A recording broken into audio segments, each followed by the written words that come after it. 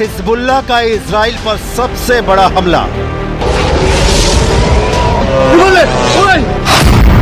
4 सैनिकों की मौत से दहला इजराइल।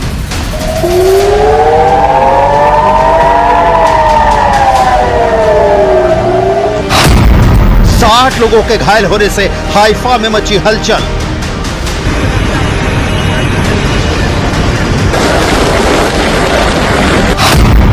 नसरल्लाह मारा गया लेकिन हिजबुल्लाह जिंदा है।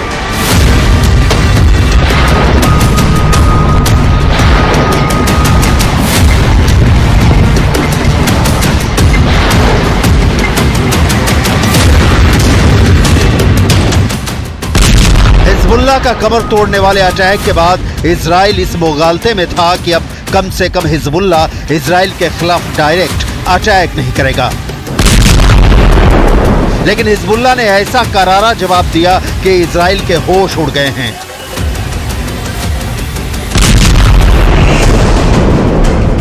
रक्षा मंत्री Yoav Gallant, army chief Herzi Halevi दौरे पर हैं। हिजबुल्लाह ने गोलानी ब्रिगेड के ट्रेनिंग कैंप पर जबरदस्त हमला किया है। हमला इतना जोरदार था कि इजरायली डिफेंस फोर्स के 4 सैनिकों की मौत हो गई। हिजबुल्लाह ने इजराइल पर हमला उस दिन किया जिस दिन अमेरिका ने third missile defence system Israel की सुरक्षा में तैनात करने की घोषणा की। यह हमला किसी रॉकेट या मिसाइल से नहीं बल्कि ड्रोन से किया गया। यह हमला इतना सटीक था कि इजराइल को भी मानना पड़ा कि इस हमले की वजह से उसे भारी नुकसान उठाना पड़ा है।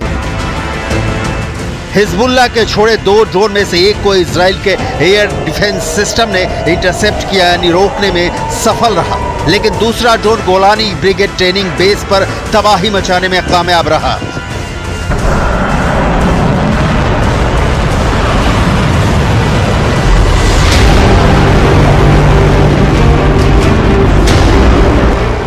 दो दिनों में इजराइल के खिलाफ हिजबुल्लाह का ये दूसरा हमला है। जब हिजबुल्लाह ने सेंट्रल इजराइल के बिन्यामिना के पास एक मिलिट्री बेस पर ड्रोन से बड़ा हमला किया है। इजरायली मीडिया रिपोर्ट में कहा गया है कि इसने बेस के अंदर एक डाइनिंग हॉल को निशाना बनाया था। यह हमला उस वक्त हुआ जब इजराइल के सैनिक खाना खा रहे थे। कहा जा रहा है कि ड्रोन के आने के पहले कोई सायरन नहीं बजा था, जिससे सैनिकों को सुरक्षित होने का मौका नहीं मिला।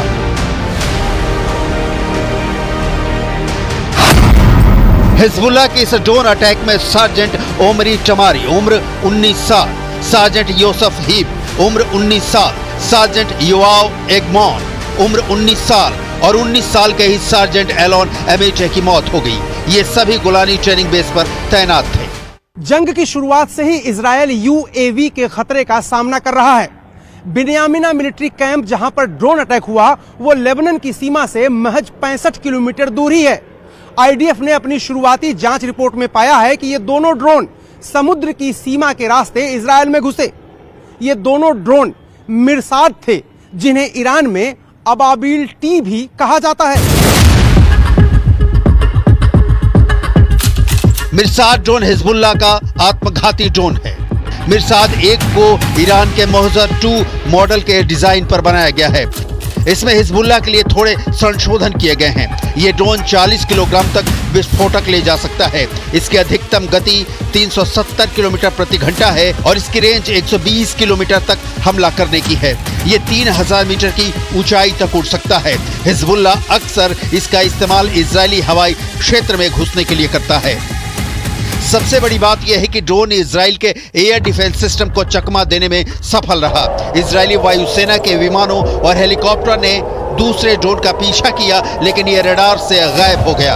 इजरायली सेना इसका पता नहीं लगा सकी क्योंकि शायद यह जमीन के बहुत करीब उड़ रहा था। अनुमान है कि रडार से गायब हुआ ड्रोन और हमला करने वाला ड्रोन दोनों एक ही थे।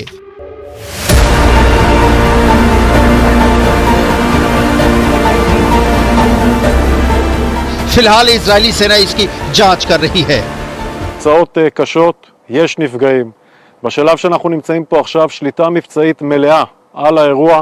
כל הנפגעים פונו לבתי החולים. אנחנו עכשיו עסוקים בליצור קשר עם משפחותיהם. כל החיילים בבסיס הונחו להתקשר הביתה ולעדכן את משפחותיהם שהם בסדר. कोई सायरन भी नहीं बजा, जिसकी आवाज हमला होने के बाद हाइफा शहर की सड़कों पर सुनाई पड़ रही है। लिहाजा सैनिकों को संभलने का मौका भी नहीं मिला। जिस बिन्यामिन मिलिट्री बेस पर गोलानी ब्रिगेड को हिजबुल्लाह ने टारगेट किया, उसकी डिटेल भी देखिए। गोलानी ब्रिगेड इजरायली पैदल सेना का ही हिस्सा है। इसका गठन 28 फरवरी 1948 को हुआ था, जब ऊपरी गलील में लेबानोनी ब्रिगेड को 2 छोटे ब्रिगेड में विभाजित किया गया था। ये आईडीएफ में सबसे अधिक सुसज्जित ग्राउंड सेना इकाइयों में से एक है। इस ब्रिगेड को ग्राउंड ऑपरेशन को अंजाम देने के लिए जाना जाता है। 1948 के अरब इजरायली युद्ध के बाद गोलानी ब्रिगेड ने 1950 के दशक में कई ऑपरेशनों को अंजाम दिया। इजराइल पर ताजा हमले ने यह क्लियर कर दिया है कि इजराइल के इस दावे में 100% सच्चाई नजर नहीं आ रही है कि उसने हिजबुल्लाह के सारे टॉप कमांडर मार गिराए हैं और हिजबुल्लाह के ठिकानों पर लगातार हमले कर उसे करीब करीब ध्वस्त कर दिया है। इस बीच इजराइल में ईरान किस तरह से एक्टिव है, ग्राउंड जीरो से ताजा रिपोर्ट भी देख लीजिए। ईरान के लिए काम करने के शक में एक पति पत्नी को तेल अवीव में पकड़ा गया। इनको इजराइल के बड़े अधिकारियों को जान से मारने की जिम्मेदारी सौंपी गई थी। इनको कारों में आग लगाने का भी जिम्मा दिया गया था और कुछ हफ्ते पहले ही इनकी टेलीग्राम के जरिए भर्ती की गई थी। हिजबुल्लाह ने इजराइल के पोर्ट सिटी हाइफा को टारगेट कर रखा है। कुछ हफ्तों में सबसे ज्यादा रॉकेट हाइफा पर ही दागे गए हैं। दावा किया जा रहा है कि 10 प्रोजेक्टाइल लेबनान की सीमा से हाइफा की तरफ दागे गए हैं, जिनमें से ज्यादातर रॉकेट को इंटरसेप्ट कर लिया गया है, जबकि बाकी रॉकेट खुले इलाकों में गिरे हैं। इजराइल के हाइफा से आया एक चौंकाने वाला वीडियो देखिए। ये वीडियो हाइफा के होलसेल मार्केट का है, जहां लोग कामकाज में जुटे हैं, लेकिन तभी अचानक एक मिसाइल का टुकड़ा यहां गिरता है और यह शख्स घायल होने से बाल बाल बच जाता है। हिजबुल्लाह के हमले का करारा जवाब। इस बीच इजरायली एयरफोर्स ने दक्षिणी लेबनान में बहुत बड़ा हमला किया है। हिजबुल्लाह के 200 ठिकानों को तबाह कर दिया है। इन ठिकानों में launchers, anti tank launching position, military building और हथियार डिपो को टारगेट किया गया है। ये तस्वीर लेबनान के नबातीह की है, जहां कमर्शियल मार्केट पर भीषण हमला किया गया है। दक्षिणी लेबनान के नबातीह में भयानक तबाही हुई है। शहर में दूर दूर तक कोई नहीं दिखाई दे रहा है। सिर्फ तेज रफ्तार गाड़ियां और इजराइल के हमलों का बारूद सड़कों पर देखा जा सकता है। नबातीह दक्षिण लेबनान का एक बेहद अहम शहर है, लेकिन अब यह शहर किसी शमशान में तब्दील हो चुका है। लेबनान के नबातीह में जबरदस्त बमबारी हुई है। न्यूज़ 18 संवाददाता रिफत इस वक्त उसी इलाके में हैं।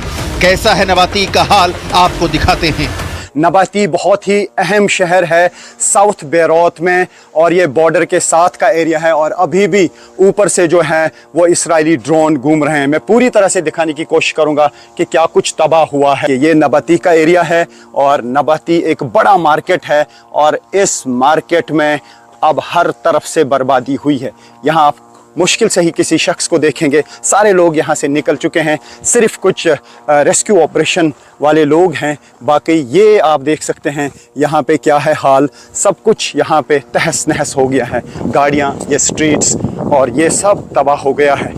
ये देखिए, लेबनान का विध्वंस तय दिख रहा है, लेकिन इजराइल पर हिजबुल्लाह ने जिस तरह से हमला किया है, उसने सारे सवाल खड़े कर दिए हैं कि इजराइल इस इंतजार में बैठा है कि वो ईरान के खिलाफ पलटवार करेगा।